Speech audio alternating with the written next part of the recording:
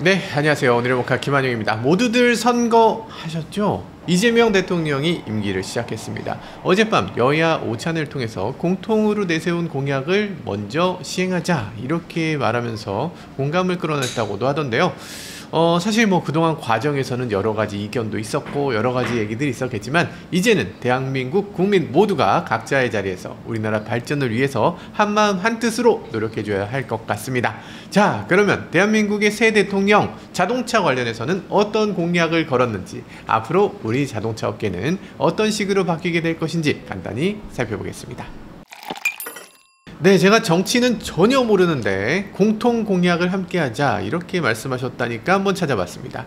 대선 기간 동안에 이 대통령, 김문수 국민의힘 후보 둘 다 같은 얘기를 한 것들이 있습니다. 그 중에 가장 먼저 얘기한 것은 이것입니다. 인공지능, AI 첨단 산업 육성을 하겠다. 그리고 과학기술 연구개발 투자를 확대하겠다. 그리고 저출생, 보육, 주거 지원을 더 열심히 하겠다라고 얘기를 했는데요. 여야 좌우 할 것 없이 그냥 이견이 없이 다들 해야만 한다고 생각되는 일인 것 같습니다. 그러면 이 공약대로 했을 때 여러분들의 삶에는 어떤 일이 벌어지는 것인가? 조금 더 구체적으로 볼 필요가 있을 것 같아요. 우선 AI 데이터 센터 건설을 통한 AI 고속도로를 구축하겠다라고 얘기를 합니다. 전국 어디서나 AI를 경험할 수 있는 국가 AI 지도 인프라를 구축한다고 하는데요.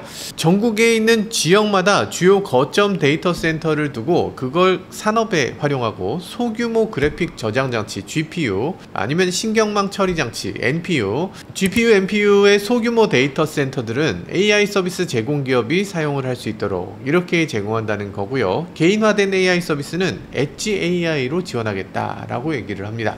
엣지 AI가 뭔지 잘 모르실 것 같은데 엣지는 모서리잖아요. 끄트머리에 여러분들이 실제로 요 폰을 들고 있거나 노트북을 들고 있거나 아니면 자동차를 운행하고 있을 때 여러분들이 직접 사용하는 기기에도 AI를 집어넣는다 라는 얘기입니다. 사실은 이거는 뭐 정부가 주도해서 뭘 한다기보다 그냥 당연한 얘기긴 해요. 모든 핵심 거점 그리고 모든 사람들의 손아귀까지 다 AI를 집어넣도록 하겠다라는 얘기인데요.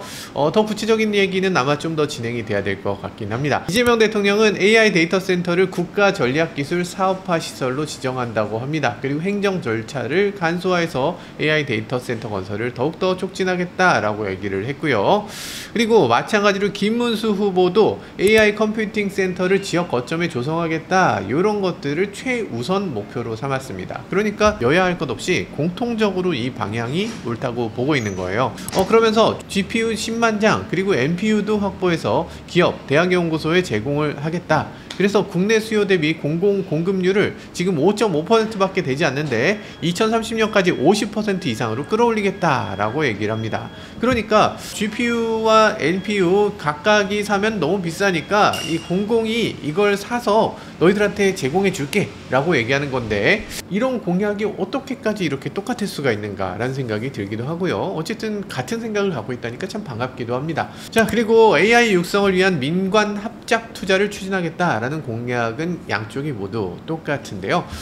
특히 이재명 대통령은 프랑스의 AI 기업 미스트랄처럼 세계 각국 최고 인재를 영입해서 국가대표 AI 기업 K-미스트랄을 육성하고 민관 합작 투자를 추진하겠다 이렇게 밝혔습니다. 미스트랄 뭔지 잘 모르시죠? 미스트랄이라고 하면 프랑스의 AI 기업인데 유럽의 챗GPT라고 불리는 겁니다. 유럽의 오픈 AI라고 불리는 기업이라고 할 수 있어요. 그래서 유럽에서 AI를 육성하는 선도 기업이다 보니까 유럽에 있는 각국의 인재가 다 몰려들어. 그래서 AI를 가장 잘하는 유럽 최고의 AI 기업이라고 할 수 있습니다. 투자를 한 1,500억 넘게 받았죠. 그래서 어마어마한 투자를 받아들이고 있고 그리고 갈수록 몸집을 키워나가고 있는 상황이라고 해요. 사실 한국도 못할이란 법은 없죠. 한국의 K-미스트랄 만들어질 것을 믿어 의심치 않고요. 일단 이재명 대통령은 1호 공약으로 AI 투자에 100조 원을 넣겠다 이렇게 얘기를 했습니다. 아니 100조는 너무 큰 거 아닙니까? 라고 얘기하시는 분들 계신데 김문수 후보도 똑같이 100조 원을 얘기했습니다. AI를 위한 민관 혁신 펀드에 100조 원 이상을 투자하겠다라는 공약을 제시했거든요. 그러니까 결국 같은 금액을 똑같이 투자하겠다라고 얘기를 한 겁니다. 세부 사항에서는 약간씩 차이는 있을 수 있지만 구분 없이 모두가 AI를 우리나라 핵심 과제로 생각하고 계신 것 같습니다. 저는 다른 건 모르겠지만 자동차 쪽에서는 이런 것들 굉장히 중요한 일이라는 생각이 듭니다. 이 자동차 개발 단계부터 생산 단계, 그리고 실제로 자동차를 소비자가 운영할 때까지 모두가 AI가 필수적이거든요. 에이, 자동차 운행하는데 무슨 AI가 필요합니까? 라고 생각하시는 분들 계시겠지만 사실은 그렇지 않습니다. 최근 들어서 중국에서 제가 자동차를 몇 번 타보는데 여기서 AI가 없이는 할 수 없는 일들이 너무나 많아요. 그래서 뭔가 질문하거나 답하거나 아니면 뭐 손가락을 가리키면서 야, 이거 좀 열어줘, 야, 이것 좀 해봐, 야, 도대체 오늘 날씨는 왜 이런 거냐 이런 식의 그냥 그런 대화들을 나눌 수 있어요. 심지어는 여기 사진을 딱 찍어갖고 여기로 나 데리러 와, 그럼 차가 알아서 자율주행으로 데리러 온다고 합니다. 물론 아직 안 됐어요. 곧 될 거다 라고 얘기하고요. 중국 사람들이 약간 과장하는 면이 있으니까 이게 뭐 된다고는 하지만 언제 될지 모르고, 그럼에도 불구하고 그런 방향으로 간다는 것만큼은 분명하게 보여주고 있습니다. 자율주행 당연히 AI가 필요하죠. 예전 같으면 자율주행은 그냥 자율주행이야, 그냥 룰을 통해서 뭔가 하는 거였지만 이제는 자율주행 자체가 AI입니다. 그래서 그런 식으로 바뀌어 가고 있고요. 우리나라도 현대기아가 자체적인 AI를 통해서 음성인식 비서 좀 만들어주면 좋겠고, 그게 잘 작동되면 좋겠습니다. AI를 통한 자율주행도 빠르게 진행되면 좋겠고요. 어쨌든 지금 대한민국도 자체적인 AI가 필요한 상황이라고 생각되고요. 이제 AI를 통해서 테슬라를 능가하는 자율주행, 그리고 전 세계 최고의 AI 자동차를 만들어주면 좋겠습니다. 자, 그럼 자동차 관련 공약은 어떤 것을 내놨을까? 사실 대선 시작하기 전부터 저는 기대가 컸는데요. 왜냐하면 우리나라가 원래 자동차 강국입니다. 전 세계적으로 자동차를 만드는 나라가 그렇게 많지 않아요. 왜냐하면 자동차라는 건 굉장히 장치 집약적이고 당연히 우수한 기술력이 있어야만 하고 현대기술의 총알이라고 할 수 있기 때문에 자동차 브랜드를 갖고 있고 자동차를 잘 만들어낸다는 것 자체가 이 나라는 어느 정도 선진국이구나 라는 그런 증명이라고 할 수 있어요. 지금 우리나라 전체를 놓고 봐도 우리나라에서 지금 가장 잘 나가는 기업은 이제 삼성그룹이 아니라 현대차 그룹이죠. 수출도 가장 많이 하고 이익도 가장 높은 게 현대차 그룹입니다. 게다가 자동차가 우리나라 전체의 수출을 가장 많이 하는 산업이기도 하고, 트럼프 관세 정책이 얼마 전에 있었으니까 가장 큰 영향을 받게 되는 것도 자동차이기 때문에 당연히 대선 후보라면 자동차에 대해서 어떻게 하겠습니다 이런 얘기를 내세울 줄 알았는데, 그런데 이번 대선은 자동차 관련 공약이 전년에 비해서 오히려 줄었습니다. 이거 좀 아쉽긴 해요. 그럼에도 한번 살펴보도록 하죠. 자, 이재명 대통령이 가장 먼저 내세웠던 공약은 요겁니다. 정책 공약마당 10대 공약집 안에 올라와 있는데요. 10번, 미래 세대를 위한 기후위기에 적극 대응하겠다라고 합니다. 그리고 이 탄소 중립, 친환경 에너지 대책에 대한 공약, 이건 양측 모두가 적극적으로 내세우는 부분이었습니다. 이재명 대통령은 태양광, 풍력, 전기차, 배터리, 수전의 히트펌프 같은 탄소 중립 산업을 국산화하겠다라고 얘기했습니다. 사실 이거 쉽지 않은 얘기인데요. 그리고 거기서 더 나아가서 이 같은 제품들의 수출 경쟁력을 제고하겠다라고 얘기합니다. 그 전까지는 태양광, 풍력 이런 것들 얘기하면은 중국이 주도하는 건데 왜 태양광을 얘기하냐, 왜 풍력을 얘기해? 라고 하면서 비난하기 바빴습니다. 아니, 그걸 우리가 하면 되잖아. 우리가 더 잘하면 되잖아요. 아니, 더 잘하지 않고 그건 그냥 포기해? 이건 좀 이상하잖아요. 당연히 이렇게 국산화하겠다 이렇게 얘기를 하고요. 그리고 수출 경쟁력을 더 높여서 기존에 깔려있던 것들 어느 정도는 좀 따라잡을 수 있도록, 아니면 뒤집을 수 있도록 이렇게 노력해야 되겠죠. 자, 태양광, 풍력, 전기차, 배터리까지 당연히 알겠고, 그런데 수전해라는 것도 얘기했는데, 수전해 뭐냐면 물을 전기분해해서 거기서 수소, 산소가 나오도록 하는 사업을 말하는 겁니다. 수소 사회를 만들기 위해서는 수전해 사업도 필요하다라는 거고요. 그리고 히트펌프 얘기했는데요. 히트펌프는 아시겠지만 에어컨, 히터 이런 것들을 하나의 장치를 통해서 작동시키도록 하는 장치입니다. 냉난방 장치를 히트펌프라고 하는 거예요. 지난번에 제가 한원 시스템에도 직접 다녀왔는데 이제 우리나라 자동차, 전기차는 다 히트펌프가 들어가죠. 그런데 우리나라 자동차 히트펌프 기술 지금 세계적인 수준이라고 합니다. 물량으로 봐도 일본 덴소 다음으로 2등, 조금 더 열심히 해서 세계 1등 꼭 가야죠. 그리고 히트펌프가 자동차에만 들어가는 게 아닙니다. 여러분, 가정이라든지 산업이라든지 사무실에서 사용하는 냉난방기 이런 것들 다 히트펌프로 작동하는 건데요. 이런 것들도 빠르게 발전시켜서 전 세계 1등 가야죠. 지금은 일본의 다이킨, 미국 캐리어에 비해서 우리나라가 상당히 많이 뒤처져 있습니다. 그래서 히트펌프도 어느 정도 따라잡아야 됩니다. 왜냐면 히트펌프 지금 전 세계 모든 현장, 모든 가정에서 다 사용하는 거잖아요. 앞으로 사용량은 더 늘어날 겁니다. 지금 히트펌프 시장은 전 세계에서 무려 100조 원이나 되는 시장입니다. 지금 100조 원이고 아직 초반이기 때문에 얼마나 성장하게 될지 가늠도 안 되는 정도의 엄청난 규모 시장이에요. 지금 아직 초반인데 여기서 밀리면 안 되고 히트펌프는 진짜 열심히 해야 됩니다. 그리고 자동차 업계에 아주 중요한 말씀을 하셨죠. 전기차 보급 확대하고 노후경유차, 조기폐차 지원하는 탈탄소에 앞장서겠다 라고 했습니다. 심지어 민주당 후보 수락 연설에서도 뭐라고 했냐면 2030년까지 전기차 보급률 50%를 달성하겠다 라고 얘기했습니다. 50%? 그리고 전기차 충전 인프라를 확충해서 친환경 모빌리티 100% 전환을 앞당기겠다 이렇게 얘기를 했습니다. 100%? 이거 여러 가지로 얘기들이 있는데 뭐 규모의 차이는 있지만 좌우 공통으로 얘기하고 있는 부분입니다. 근데 전기차 보급률 2030년까지 30% 이거 만만치 않습니다. 왜냐면 지금 국내 전기차 보급률은 지난 4월 기준으로 2.86%입니다. 지금 그러니까 2030년까지면 5년밖에 안 남았는데 5년 동안 1000만 대를 더 팔아야 되는 거예요. 우리나라 전체에 팔리는 자동차가 170만 대입니다. 근데 우리나라에서 5년 동안 전기차 1000만 대를 어떻게 팔아요? 야, 이건 쉽지 않죠. 그렇지만 전체의 보급률로 따졌을 때는 그게 쉽지 않지만 신차 기준으로 보면 신차 판매되는 170만 대 중에 절반 85만 대 이 50%를 달성하겠다. 이거는 5년 후까지라면 이거 불가능한 일도 아니라고 생각됩니다. 적어도 그 방향성만큼은 맞다고 생각돼요. 어쨌든 지금까지 문제는 전기차 보급을 해야 되나 말아야 되나 이런 걸로 논쟁을 했잖아요. 전기차 오너들이 뭐라고 내세금으로 만든 보조금을 저 사람은 가져가냐, 이거 문제 있다 라고 얘기하는 분들도 많았고, 친환경 가짜야, 지구온난화도 가짜야, 이런 사람들도 많이 있습니다. 그런데 아닙니다. 아니에요. 물론 탄소 중립 해야 되고 친환경 꼭 필요하지만 친환경이 그저 이산화탄소 때문에만 하는 것은 아닙니다. 우리나라의 국제적인 경쟁력을 높이는 데 필수적입니다. 이제 세계가 전기차로 넘어가는데 당연히 우리도 전기차를 잘 만들어야죠. 그러기 위해서 우리나라 시장이 어느 정도 존재해야만 제대로 된 자동차, 더 경쟁력 있는 자동차를 만들어낼 수 있겠죠. 충전 사업도 마찬가지입니다. 우리나라 내부에서만 충전하는 거 아니죠. 해외로도 나가야 되고 그러기 위해서는 전기차가 어느 정도 깔려야만 합니다. 그리고 무엇보다 요즘은 전쟁을 총칼로만 하는 게 아닙니다. 세계에서 지금 전쟁하는 모습을 보세요. 미국과 중국이 전쟁하고 있는 거잖아요. 무역 전쟁을 하고 있는 겁니다. 이걸 남의 일이라고 보면 안 돼요. 우리나라는 에너지를 죄다 수입하잖아요. 이 수입이 계속된다면 결국에는 다른 나라의 칼자루를 쥐어주는 꼴이 됩니다. 다른 나라 입장에서 야, 너 까불면 석유 안 준다. 석유 수출할 때 우리 이것저것 붙여서 가격을 올릴 거예요. 감산할 겁니다. 이런 얘기 실질적인 위협이잖아요. 이런 상황을 계속 묵과해서는 안 되겠죠. 사실 저는 잘 모르지만 우리나라가 독립적인 주권 국가로서 자립을 위해서도 꼭 필요한 게 전기차 보급이고 탈석유 자원이라는 생각이 들기 때문에 이 여야가 한마음 한뜻으로 친환경 정책을 펴고 있는 것으로 보입니다. 그리고 공약 몇 가지를 더 보도록 하죠. 사실 공통 공약은 아니긴 한데요. 이재명 대통령은 최근 1년간 온라인 커뮤니티에서 유권자들이 원하는 것들을 모아서 취향 저격 공약이라는 걸 내놓기도 했습니다. 페이스북을 통해서 발표했는데요.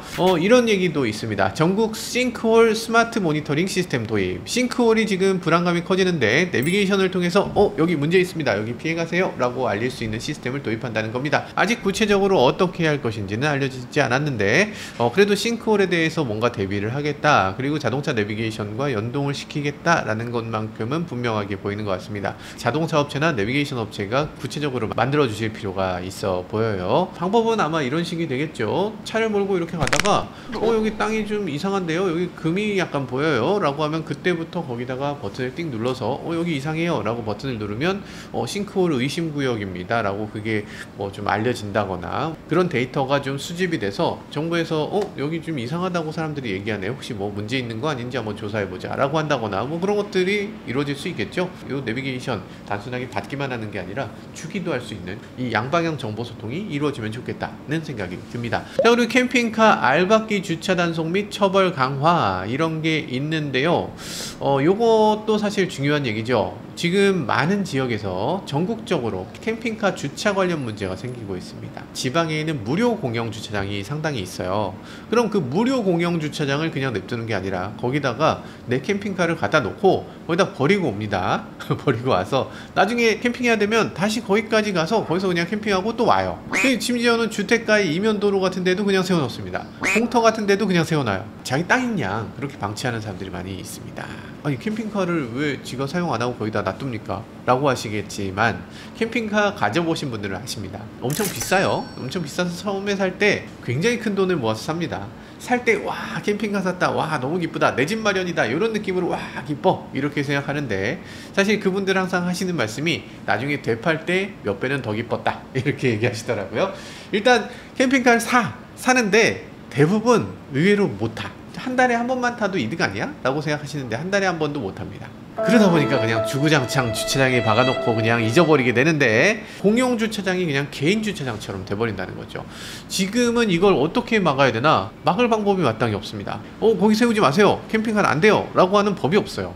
그렇기 때문에 지금은 그걸 어떻게 하느냐, 무료 주차장을 유료로 전환하는 겁니다. 아니 그러니까 지방에 바닷가에 좋은 주차장 같은 거, 요런 데가 그냥 유료 주차장으로 갑자기 바뀌는 거 캠핑카 때문이기도 해요. 지금 그 밖에는 마땅한 해결책이 없다.